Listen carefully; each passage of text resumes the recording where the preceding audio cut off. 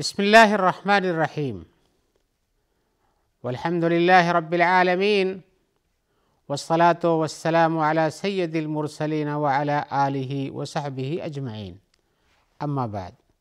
محترم ناظرین کرام، احکام دین کا پروگرام لے کر حاضر ہیں۔ آپ کے سوالوں کے جواب ہم اس میں کتاب اللہ اور سنت رسول اللہ صلی اللہ علیہ وسلم کی روشنی میں پیش کریں گے۔ تو آئیے سوالوں کی طرف آتے ہیں۔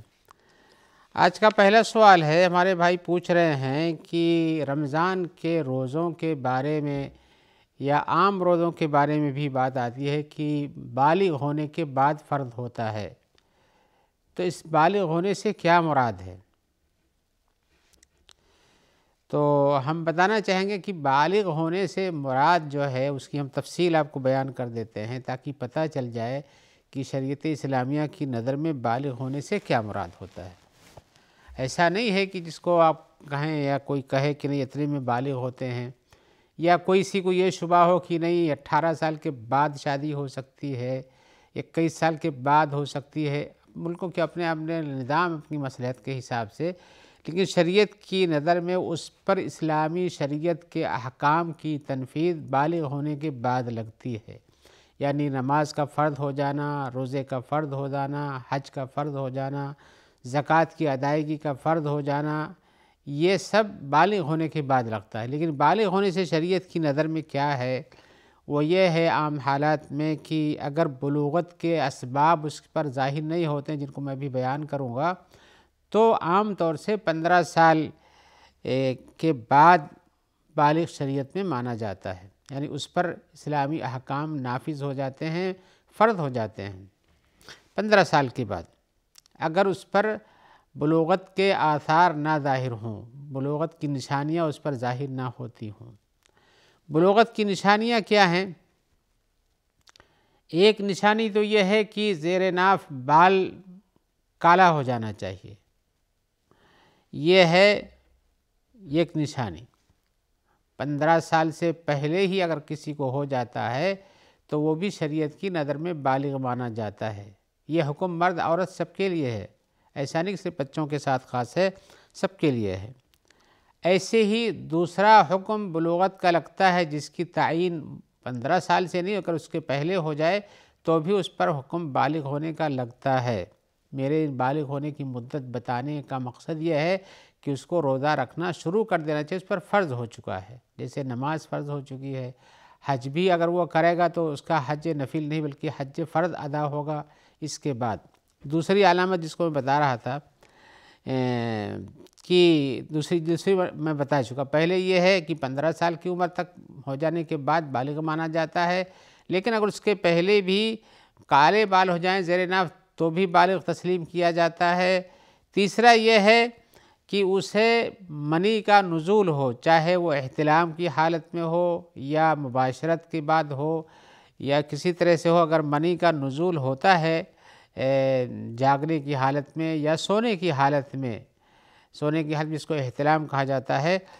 تو بھی وہ بالغ مانا جاتا ہے، چاہے وہ 15 سال کی مدت کو پہنچا ہو یا نہ پہنچا ہو۔ اور اسی طرح سے ایک چوتھی صفت جو عورتوں کے ساتھ خاص ہے، وہ یہ ہے کہ حیض کا آ جانا ہے۔ یہ بھی 15 سال کی مدت کے ساتھ خاص نہیں بلکہ اس کے پہلے بھی ہو سکتا ہے، اس کے پہلے 12 سال، 13 سال، 14 سال، 10 سال میں بھی ایسا ہو سکتا ہے۔ اس لیے جب عورت کو حیض آنے لگے تو وہ بالغ تسلیم کی جاتی ہے۔ اور یہ ہیں بالغ ہونے کی دلیلیں یا اس کی علامتیں شریعت کی نظر میں، یعنی اگر یہ ان اسباب میں سے کوئی بھی سبب کسی کے اندر پایا جاتا ہے 15 سال سے پہلے بھی، تو وہ اس کو بالغ تسلیم کیا جاتا ہے اور اس سے روزہ رکھنا چاہیے۔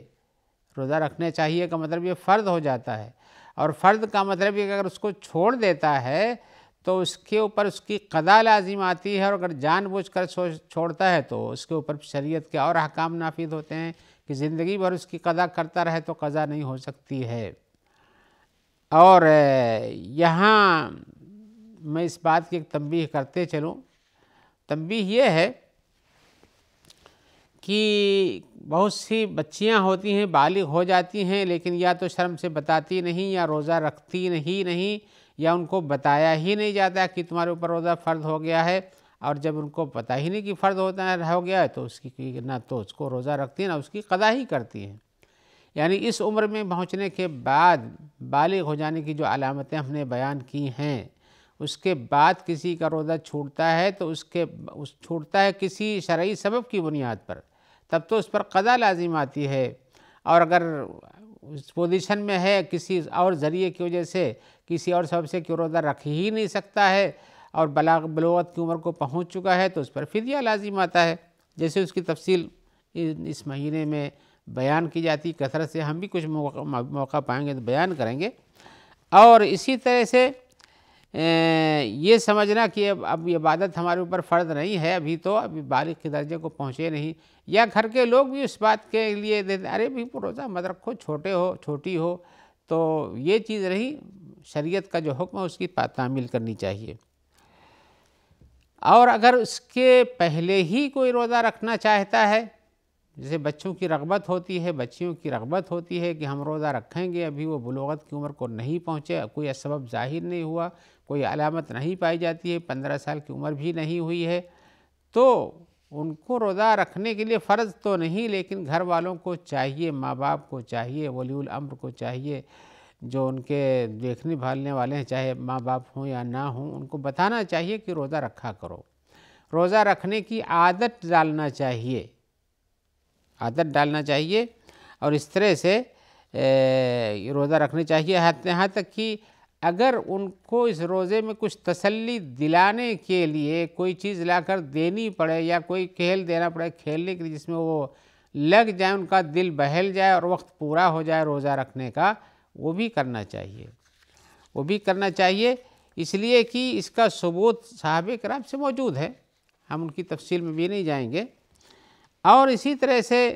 اگر کوئی آدمی قادر ہے روزہ رکھنے پر تو اس کو روزہ رکھنے کا واجب ہو جاتا ہے، یہ تو بالغ ہونے کی صفات اور بالغ نہ ہونے کی شکل میں روزہ رکھنے کا حکم جو ہے وہ فرض نہیں ہے، لیکن مستحب ہے کہ اس کو روزہ رکھنا سکھایا جائے تاکہ اس کی عبادت پر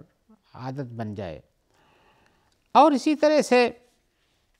اس کے کئی صفتیں آتی ہیں، آپ نے سنا ہوگا، جانتے ہوں گے کہ اس کو مسلمان ہونا چاہیے، عاقل ہونا چاہیے، بالغ ہونا چاہیے، مقیم ہونا چاہیے، یعنی کسی شہر میں ہونا چاہیے، کسی اپنے گھر دیہات میں ہونا چاہیے، جہاں بھی رہتا ہو، اور اسی طرح سے اور کچھ جو موانع ہوتے ہیں اس سے پاک صاف ہونا چاہیے، موانع سے بیمار ہونا ہے، یا اسی طرح سے عورت کے لیے حیض و نفاس کا آ جانا ہے، یہ سب چیزیں ہوتی ہیں تو روزہ نہیں رکھتا ہے۔ تو مسافر اور مقیم جو ہوتے ہیں ان کے بھی بہت سے مسائل کھڑے ہوتے ہیں، اس کے بارے میں بھی ایک سوال آیا ہوا ہے کہ یہ مقیم کی جو صفت ہے اس سے کیا مراد ہے، مسافر کی صفت، جو مسافر نہ ہو، مسافر کی حالت میں روزہ چھوڑے گا اور اس کے لیے پھر اس کو قضا کرے گا، تو حقیقت یہ ہے کہ مسافر کے لیے روزہ چھوڑنا شرط نہیں ہے کہ روزہ چھوڑ ہی دینا چاہیے، اگر اس کے پاس امکانات ہیں، اس کو کوئی پریشانی نہیں ہے تو روزہ رکھ سکتا ہے،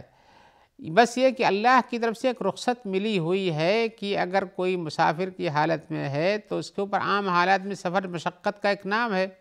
تو اس میں مشقت پڑے گی، لہذا مشقت والوں کی طرف سے اللہ تبارک و تعالی نے روزے کو اس پوزیشن میں معاف کر دیا ہے، لیکن بعد میں اس کی قضا کرنی پڑتی ہے۔ تو جو مسافر ہوتا ہے اس کے لیے بھی روزے کی چھوٹ ہے۔ آپ جو پوچھے ہوئے ہیں کہ مسافر سے کیا مراد ہے، تو مسافر روزہ رکھ سکتا ہے، روزہ چھوڑ بھی سکتا ہے، لیکن مشقت کے ساتھ روزہ رکھنے کی ضرورت نہیں ہے، اس لیے کہ رسول اللہ صلی اللہ علیہ وسلم کے زمانے میں سفر کی حالت میں کوئی لوگ روزہ بھی رکھتے تھے اور روزہ افطار بھی کرتے تھے، یعنی چھوڑ بھی دیتے تھے، خود رسول اللہ صلی اللہ علیہ وسلم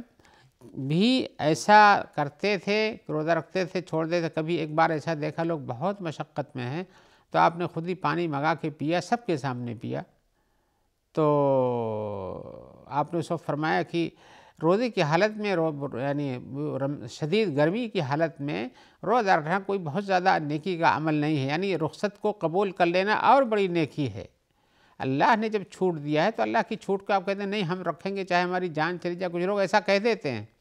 جان تو نہیں جانے والی ہے، جان سے پہلے لوگ چھڑا دیں گے روزہ، اللہ کہ آدمی کے پاس کوئی اسباب نہ ہو جینے کا، تو آپ نے ایسے لوگوں کو جو بہت ہی مشقت کے ساتھ روزہ رکھ کے اس کو پورا کرتے ہیں، ان کو کہا اولئک العصاۃ، اولئک العصاۃ، یہی لوگ نافرمان ہیں، وہی لوگ نافرمان ہیں، اس لیے کہ جب اللہ تبارک و تعالی نے اجازت دے رکھی ہے، رسول اللہ صلی اللہ علیہ وسلم نے سفر میں چھوڑا ہے، صحابہ کرام بھی چھوڑتے تھے اور کچھ لوگ رہتے تھے، تو مشقت کے ساتھ روزہ رکھنے کی ضرورت نہیں ہے، روزہ چھوڑ دینا چاہیے، اور وہی افضل ہے، افضل ہے کہ آپ مشقت نہ اختیار کریں، اللہ کی رخصت کو قبول فرمائیں۔ اور اسی طرح سے یہ بات جو کہی جاتی ہے، اس پر بھی ایک سوال انہوں نے پوچھا ہے کہ کون کون سی چیزیں ہیں جس میں یہ ہے کہ آدمی روزہ نہیں رکھ سکتا ہے، اسباب جیسے سفر نہیں رکھتا، اور اسی طرح سے مشقت بہت بڈھا ہو نہیں رکھتا، جیسے قرآن مجید میں صراحت آئی ہوئی ہے، لیکن کیا کچھ اور بھی معنی چیزیں ہیں؟ تو جی ہاں، معنی چیزوں میں جیسے حیض و نفاس کا تذکرہ نہیں آیا ہوا اس میں، لیکن حیض و نفاس کے بارے میں حکم شریعت کا آیا ہوا ہے کہ وہ نہ روزہ رکھے گی نہ نماز پڑھے گی، لیکن نماز کی قضا تو نہیں ہے، روزے کی قضا بیان کی گئی ہے، اس لیے رسول اللہ صلی اللہ علیہ وسلم نے ایک بار فرمایا، صفت بیان علیسا اذا حادت لم تصلی ولم تصم،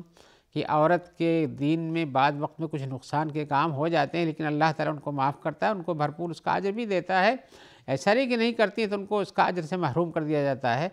تو کہا کہ کیا جب وہ حیض میں ہوتی ہے تو نماز نہیں پڑھتی، روزہ نہیں رکھتی، تو گویا کہ حالت حیض میں نماز و روزہ منع ہے،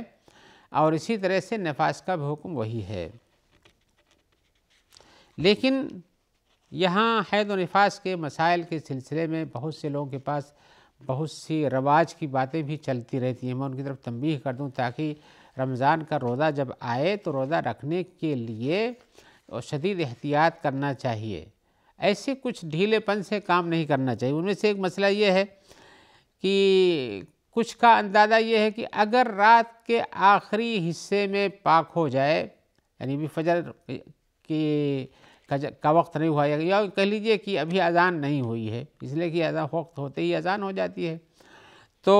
اس وقت کہتے ہیں کہ نہیں ابھی تو ہم پاک ہوئے ہیں، کچھ دیر پہلے ہی سحری کھانے کے بعد ہی اندازہ لگایا نہیں ہے، کچھ بھی نہیں، پاک صاف ہو گئی، لیکن ابھی نہایا نہیں ہے،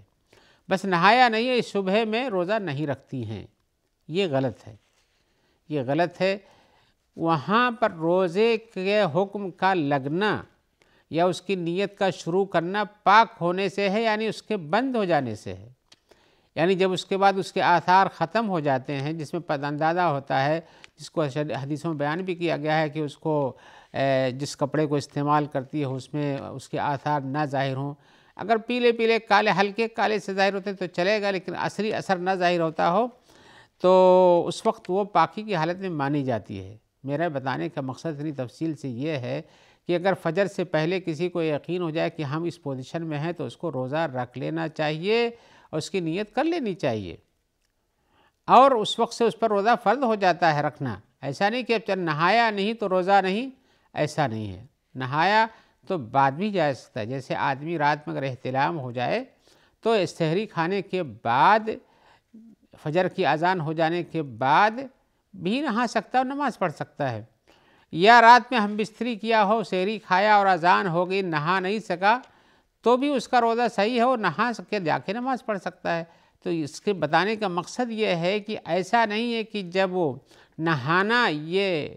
روزہ رکھنے سے منع کر دیتا ہے، نہیں، آپ بعد میں نہائیے لیکن اس کی نیت پہلے کر لیجئے اور جب تک پاکی حاصل ہو جائے۔ ایسے ہی ایک مسئلہ یہ ہے کہ کچھ عورتوں کا خیال یہ ہے کہ جب سورج غروب ہو جائے اور وہ افطار کر لے تو اس کے بعد اس کے پاس اس کا یعنی ایام شروع ہو جائیں، یعنی افطاری کے بعد، میں افطاری سے پہلے کی بات نہیں کر رہا ہوں، افطاری کے بعد جبکہ دن کا روزہ ختم ہو چکا ہے، تو اگر افطاری کے بعد یا کہ اذان کے بعد نماز مغرب سے پہلے اس کو طہارت کا یقین ہو جائے تو پھر اس کا روزہ اس دن کا صحیح، تو اس دن کا روزہ تو چھوٹا ہی ہوا، لیکن آنے والا روزہ جو ہے یہ بالکل صحیح ہے، لہذا آئندہ دن کا روزہ رکھنا چاہیے۔ یہ نہیں سمجھنا چاہیے کہ جیسا کچھ کا خیال ہے کہ اگر بعد میں آ جائے تو وہ گویا کی شروعات اس کی ہو چکی تھی اور ہمیں پتہ بعد میں چلا، اس لیے یہ روزہ خراب ہو گیا، ایسا نہیں ہے۔ جب آپ کو روزے کے خراب ہونے سے پہلے پتہ نہیں چلا، آپ کو یقین ہے کہ ہمیں یہ شروعات یعنی اس کا ظہور، اس کا باہر آنا افطاری کے بعد شروع ہوا ہے، تو پھر آپ کا وہ روزہ درست ہے، اس میں شک و شبہ میں نہیں پڑنا چاہیے۔ آئیے ہم ایک اور سوال پہ کی طرف آتے ہیں۔ ان کے کئی سوال ہیں اسی روزہ رکھنے اور شروع کرنے کے متعلق۔ ان میں سے ایک سوال یہ بھی پوچھ رہے ہیں کہ ایک لڑکا روزہ رکھتا تھا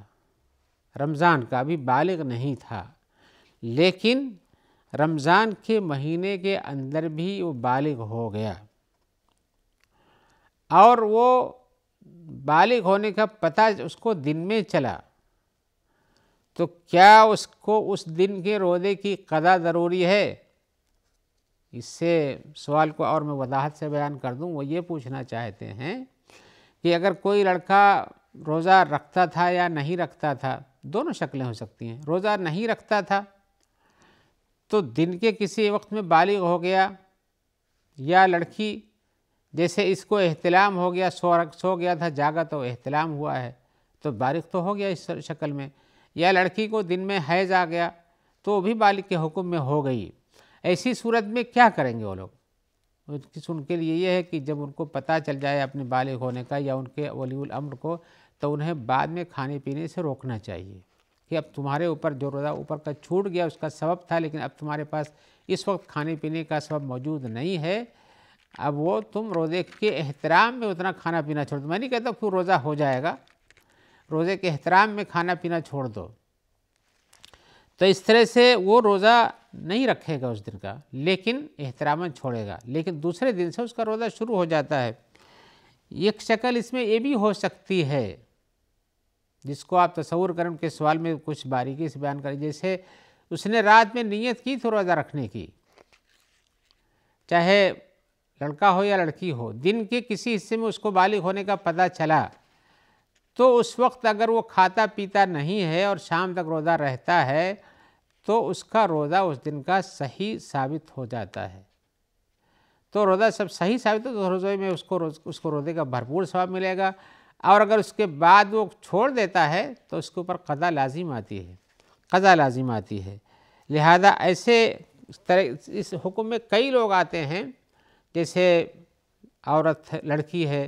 پاگل ہے، مسافر ہے، ایسے لوگوں کے ساتھ ایسے حالات پیش آتے ہیں کہ وہ دن کے کسی حصے میں ان کا روزہ شروع ہو جاتا ہے، تو ان کو کیا کرنا چاہیے میں ان کو بعد میں اور بھی بیان کروں گا، لیکن جب وہ ہم آپ سے آج چاہتے ہوئے انشاءاللہ کسی اور ملاقات میں آپ سے اس کا تذکرہ کروں گا کہ ایسے لوگوں کے لیے اس قسم کے کتنے لوگ ہیں اور ان کے لیے کیا حکم ہوتا ہے۔ تو آئیے اسی جواب کے ساتھ مجاز چاہتے ہوئے امید کرتے ہیں کہ انشاءاللہ آپ خیر سے رہیں گے اور آپ کے سوالات بھی ہمیں موصول ہوتے رہیں گے، اور اسی طرح سے ہم دعا کریں کہ اللہ تعالیٰ آپ کو، ہم کو اور سارے ان بھائی بہنوں کو جو اس پروگرام کے پہنچانے میں مدد کرتے ہیں، ان کا تعاون کسی بھی طرح کا حاصل ہے، تو اللہ تعالیٰ ان سب کو اپنی عافیت میں رکھے اور ان کے نیک اعمال کو قبول فرمائے۔